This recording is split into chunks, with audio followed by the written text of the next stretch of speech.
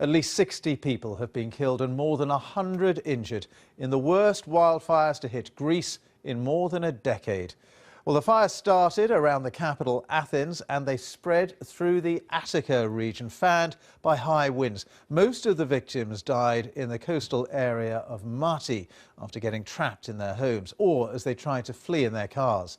Emergency workers used boats and helicopters to evacuate beaches after people ran into the sea to escape the flames. Well, the Greek authorities have now asked for international assistance to cope with the fires, as Richard Lister reports.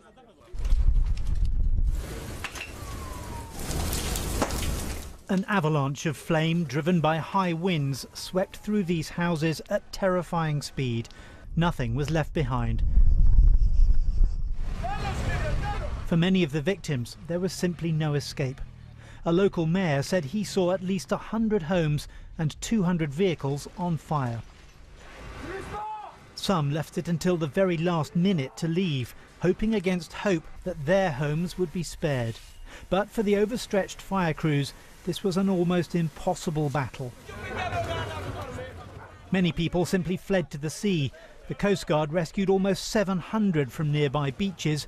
Others were rescued from small boats offshore.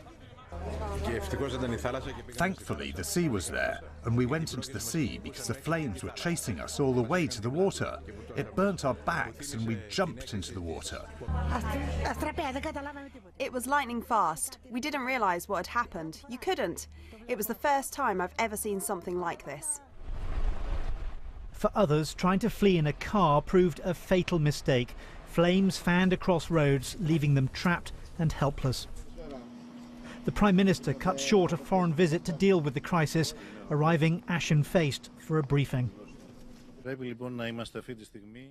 We must, at this moment, all be in a constant state of alert. We must be unified and make the effort to face an exceptionally difficult situation for the country. Daylight revealed the inferno still pushing through the landscape. Flames lapping the sides of this coastal highway near Athens. Wildfires are not unusual in Greece, but these high winds after a dry winter have created a tinderbox, and it's these resort areas which are taking the brunt of it. It's a very green area where many Athenians have their summer homes, many people, including families with children who are now on school holidays, were at their summer homes at the time. And this partly explains the number of dead and the number of injured.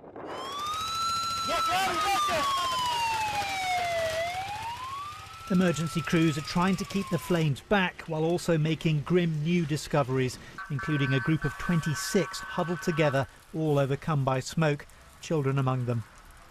As this fire rages on, it promises to bring yet more of these apocalyptic scenes with it. This summer holiday season has become a national tragedy.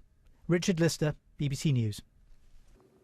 Well, we can talk now to Georgia Trizimpiotti, who's a Senior Humanitarian Affairs Officer for the International Federation of Red Cross and Red Crescent Societies based in Athens. Thank you for being with us. And what is the latest on the fires? We've seen the absolute death and devastation that they've caused, but what is the situation with the fires today? Well, some of the fires are continuing, so Red Cross first priority right now is to getting people to safety, treating the injured, and also working with the emergency services of the country in order to help in search and rescue operations. And how hard is it for you and your staff to get access to these areas? Because obviously these flames look absolutely terrifying.